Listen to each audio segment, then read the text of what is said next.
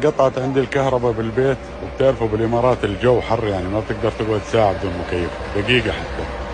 فاتصلت بالكهرباء، خلال 5 دقائق كانوا موجودين شركه الكهرباء، فلقوا العطل كبير يعني بده وقت للتصليح، قاموا جابوا مولده كامله. خب ما هم که تو ایران مولد برق داریم، حالا مال شما یه ذره بزرگتره، برای ما یه ذره کوچیک‌تره.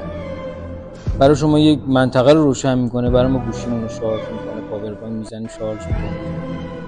در عوضش ما چاه نفت هم داریم، انرژی هسته‌ای هم داریم، از همه مهمتر امنیت داریم.